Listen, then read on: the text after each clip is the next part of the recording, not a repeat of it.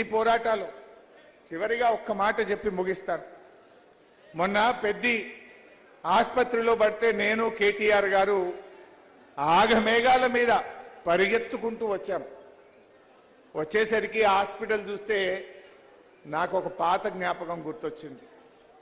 ఒక ఉద్యమకారుడు తెలంగాణలో ఆత్మహత్య చేసుకుంటే ఆ రోజు డీసీఎం మీద ఎక్కించి ఆ అమరుడికి అంతిమ యాత్ర జరుగుతూ ఉంది. ఆ అంతిమ యాత్ర జరుగుతుంటే వరంగల్లోని అమరవీరుల స్తూపం దగ్గర పోలీసులకు మనకు బాగా ఘర్షణ అయింది.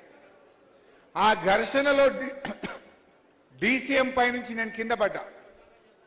డీసీఎం మీద నుంచి నేను కింద పడితే నన్ను పట్టుకున్నది పెద్ది సుదర్శన్ రెడ్డి.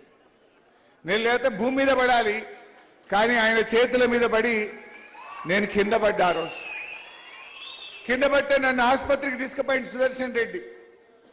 ఆ రోజు ఏ ఆసుపత్రికి అయితే సుదర్శన్ రెడ్డి నన్ను తీసుకుపోయిండో పాపం సుదర్శన్ రెడ్డి ఆ ఆసుపత్రిలోనే నేను చివరి చూపు చూస్తానని కలలో కూడా కనలేదు.